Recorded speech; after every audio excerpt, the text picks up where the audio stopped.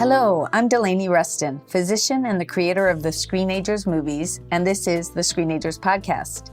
Today's topic is about understanding how the rise in smartphones and screen time has been a key factor in the worsening mental health of teens and tweens over the past decade. My guest today is Jonathan Haidt, who is the author of the current New York Times bestselling book, The Anxious Generation. Jonathan is a social psychologist and a professor at NYU. He has written other bestsellers, including The Coddling of the American Mind, and he is the co-founder of the organization called Let Grow, all about boosting childhood independence, which I could not be more in favor of. The full title of Jonathan's new book is The Anxious Generation: How the Great Rewiring of Childhood is Causing an Epidemic of Mental Illness. The book is an important read full of all sorts of data. And what's great also is that it's making a lot of waves, helping to spark conversations about what we can do to improve the mental well-being of youth and teens. I recommend listening to this podcast episode with tweens and teens in your life. Of note, there is a brief mention about suicidal ideation, but that's something we need to be talking with our teens about. Okay, let's get started.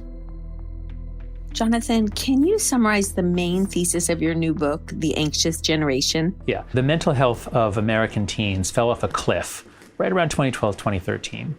And I've been studying what happened ever since writing a book, The Coddling of the American Mind. Following up that book, I looked into both what's happening in the real world, are kids being overprotected? Yes. Okay. And what's happening in the virtual world? Are kids being exposed to all kinds of terrible things? Yes.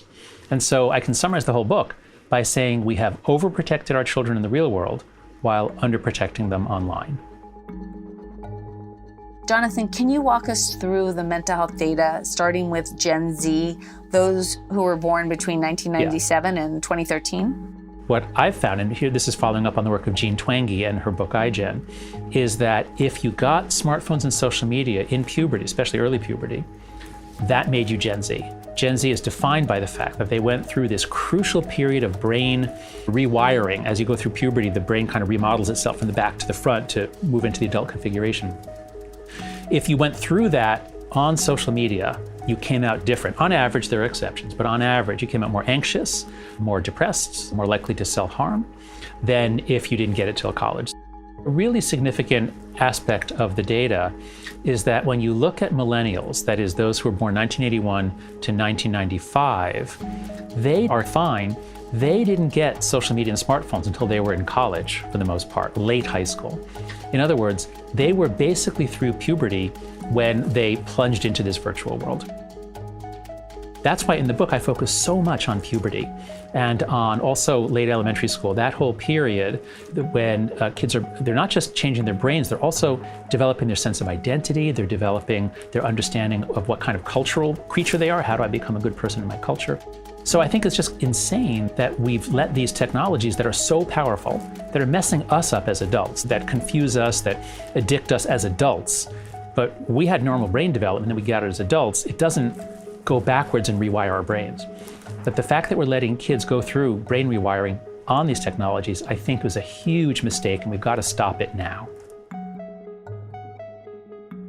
Jonathan, can you speak a little bit about what your book discusses regarding boys and girls and the fact that girls are showing higher increases in mental health problems than boys? Yeah, so there are a number of differences on average between boys and girls and men and women. And one of the most consistent is that boys are, on average, a little bit more interested in things than girls. Girls are a little bit more interested in people than are boys. And girls also are a little more empathic. They pick up social cues. They feel the emotions of others. They know how things are going to affect other people. And boys are often clueless about that. So this is a great strength of girls. But social media basically goes to that and says, hey, do you want to know what so-and-so said about so-and-so, and then what so-and-so, who liked what so-and-so said? It just goes right for girls' interest in understanding relationships and social relationships and the structure, and it pulls them in, and it promises connection. But these connections, the virtual connections, are nowhere near as good as the real connections that they replace. When girls moved their social lives onto Instagram in particular, right around 2012 was the big transition year, It's not as though all of a sudden girls were like, oh, we're all so happy. Oh, it's great. We're all so connected. It was the opposite. It was all of a sudden the rates of anxiety, depression, and self-harm go up very quickly. And it wasn't just the US. It was very similar in Canada, the UK, Australia, New Zealand, also Northern Europe. So Zachary Rausch and I were tracing this out in all the countries. Whatever happened to American teens, it wasn't because of something in America. It was something that changed all around the world, across the developed world. If someone can find a chemical that was suddenly released, maybe some plastic, maybe some hormone disruptor, if someone can find a chemical that was released especially in North America, Northern Europe, and Australia, New Zealand, right around 2012, then I think they have a good alternative hypothesis. Other than that, I have not heard of even a plausible alternative hypothesis for why everything went south in 2012, 2013. So you and I both know that there are many correlational studies that show more time with screens, particularly social media, increases the chance of young people reporting mental health problems as well as academic problems and so on. Yeah.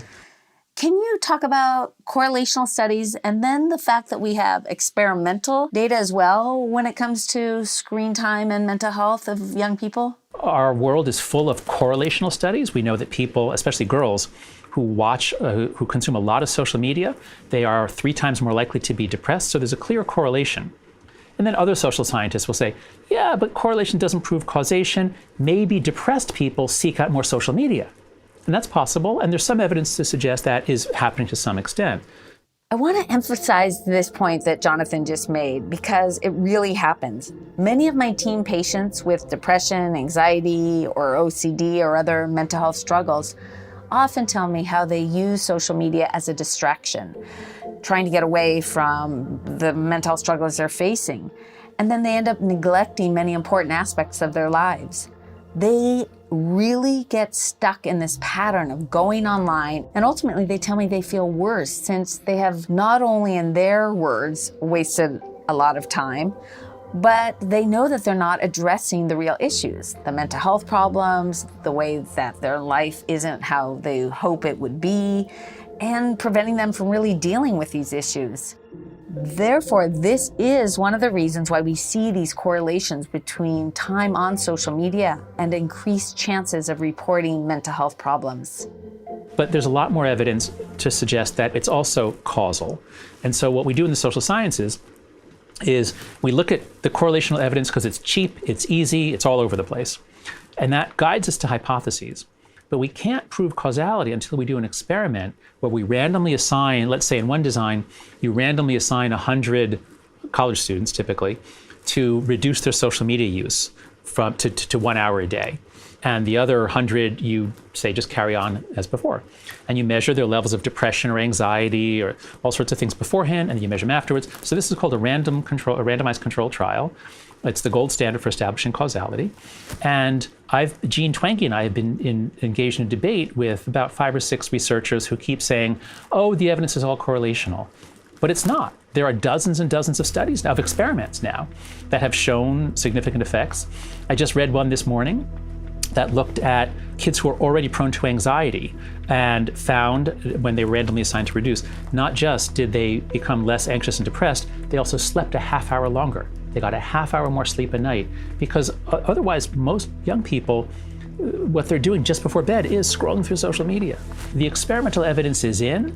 Some people might question it or claim I don't believe that study, but nobody at this point can say, oh, it's just correlational.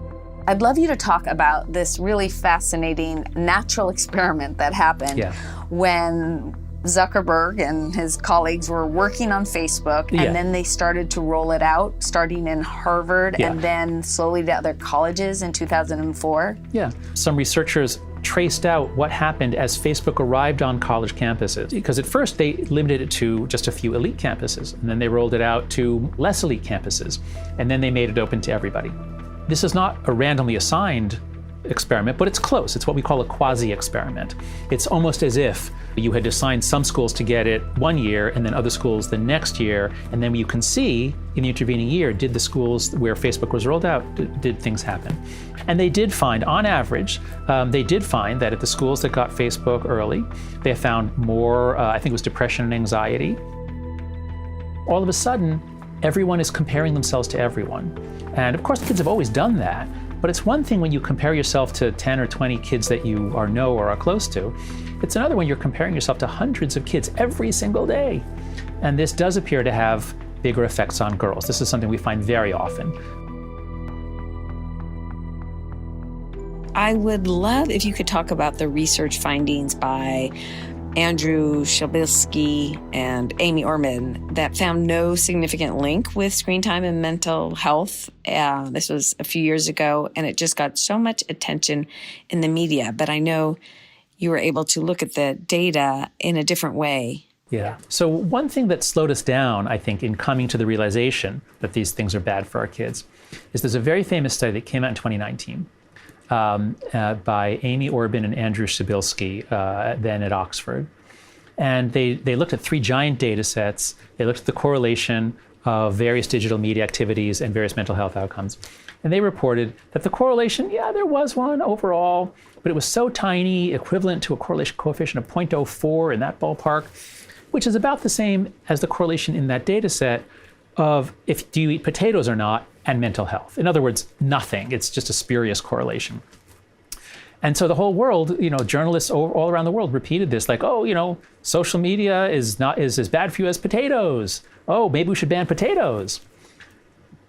But that is just not true. Jean Twenge and I, we're puzzled by this because so many studies find a much more substantial correlation. So we looked at the data sets, and they did a very complex statistical analysis. We took their exact code, they posted online, we took their exact code and reran it. What we did was we said, not all digital media, including television and Netflix, let's just look at social media.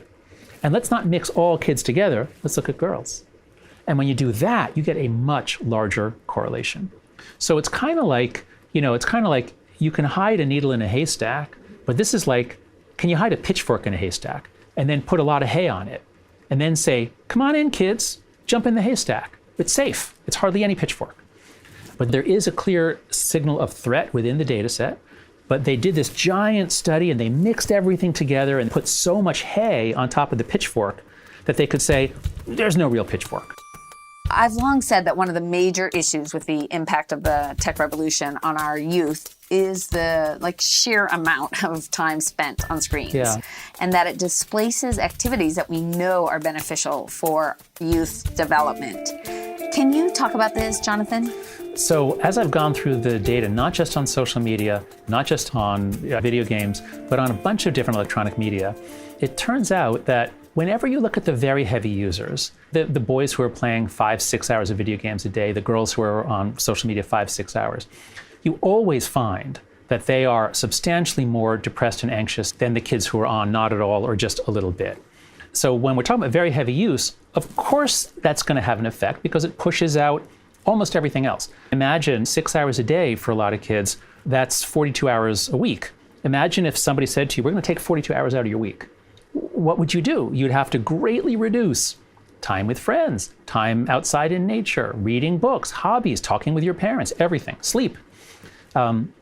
So we've known for a long time that the very heavy users are in much worse shape. One thing I found out while doing the research for this is that while video games don't seem to harm most boys, about 5 to 12%, depending on the study, depending on how you count it, develop what's called problematic use, which essentially means addiction. That is, it's compulsive use. They can't stop. When you take the video game away, they're very upset. They're anxious because their brain has adapted to a very high level of dopamine release. And now the real world is so boring and uncomfortable for them.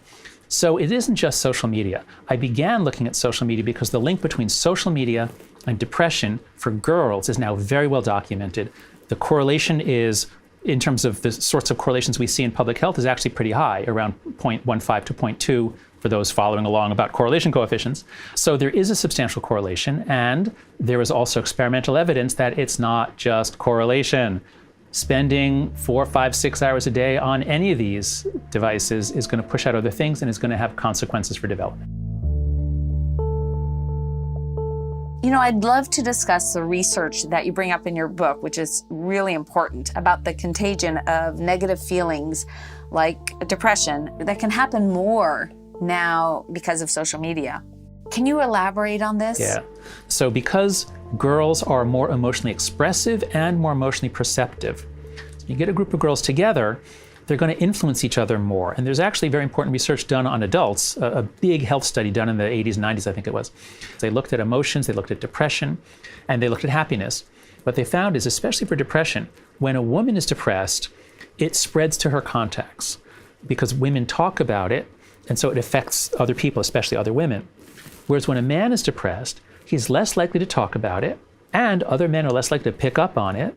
And when men are depressed, either they'll drink on their own, or if they get together with their friends, they do things. Men tend to do things together rather than sit and talk one-on-one as much. So for all these reasons, when you hyper-connect young women in 2012, that's when they get hyper-connected. The telephone connected us when I was a kid. That was great. You call your friend, you talk with your friend. So connection is good. But this hyper-connection to everyone all the time, mediated by algorithms that sort what you're seeing, this suddenly, I think, allowed depression and anxiety in particular to spread like wildfire through networks of girls. And that, I think, is why the curves for girls are very sharp. We get a very sudden change in 2012 for American girls. Whereas for boys, we don't get that. For boys, rates of anxiety and depression go up, but it's more of a gentle curve. It's not, boom, something happened in 2012 for the boys. You know, I've been working in mental health advocacy for over 20 years now. And so I understand how crucial it is to discuss mental health issues, to have these things much more out in the open. Yeah. However, there's also the reality that discussing these issues can spread challenging emotions among friends. Like Sure, they can feel worse because they know others are feeling bad. Yeah. And then sometimes it can also lead to misinterpreting normal feelings. Sadness, for example, can be mistaken for depression. And this phenomenon of emotional contagion has certainly contributed to the increase in mental health issues. But it's just one factor.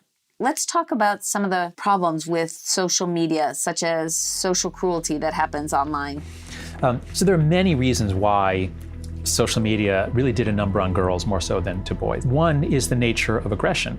Aggression is part of life. We're a highly social species. Part of childhood is you have to have conflict. You have to stand up for yourself. You have to learn how to be aggressive and how to take aggression. So it's a very important part of development.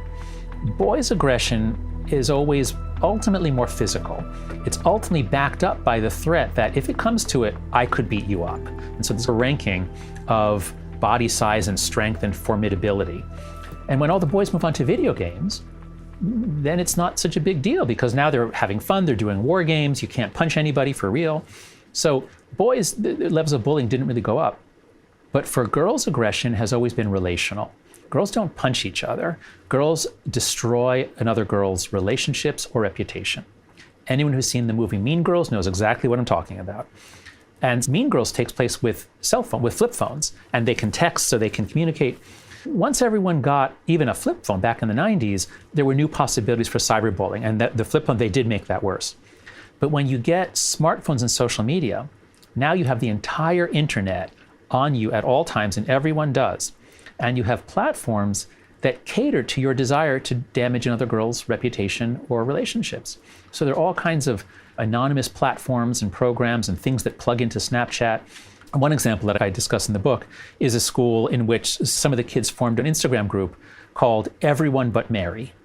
Just so easy to do that. And if everyone in your school is talking about you and laughing at you and circulating bad pictures of you and saying how terrible you are, I can almost guarantee you that Mary was thinking about suicide.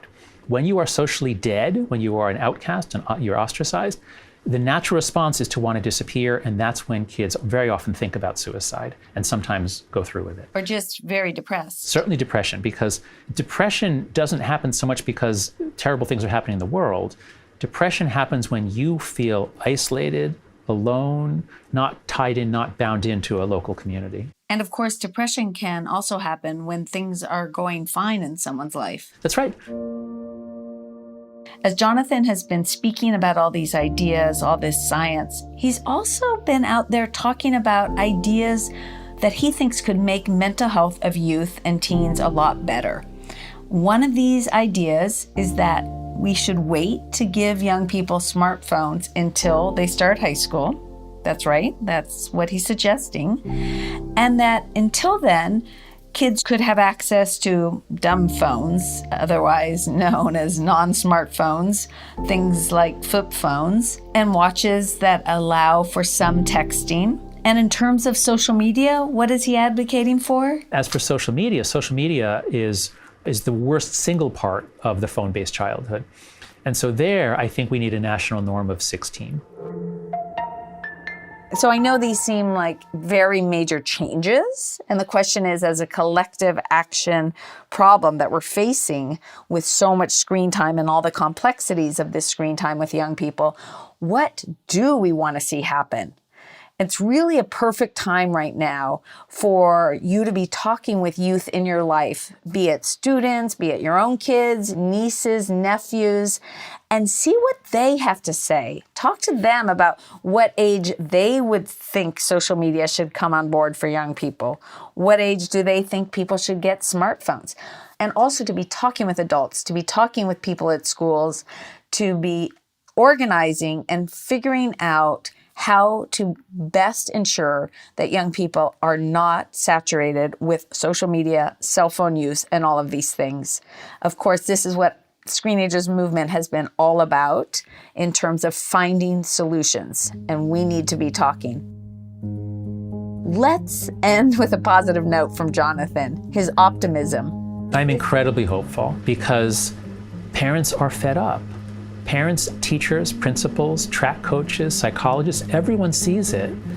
They're ready to act. And if we can just coordinate, say, you know what, let's all do this. Before signing off, I just want to say that Jonathan's website for his new book, The Anxious Generation, has wonderful links to lots of research. So if you want to get more nitty-gritty into the research, I recommend you go there. And meanwhile, stay tuned for more conversations with Jonathan and myself in the future. Thanks for listening today. And please follow the Screenagers podcast, which is the same thing as subscribing. And rate and review it if you have a minute. This really helps spread the word. We have show notes at screenagersmovie.com, where you can also learn about our 3 Screenagers movies, sign up for my weekly blog about parenting, and search topics of hundreds of past blogs. Meanwhile, we'd love to hear your ideas for future podcast episodes. Email me at delaney@screenagersmovie.com. This Screenagers podcast episode was produced by me, your host, Delaney Rustin, Lisa Tabb, and our sound editor was Alan Gofinski.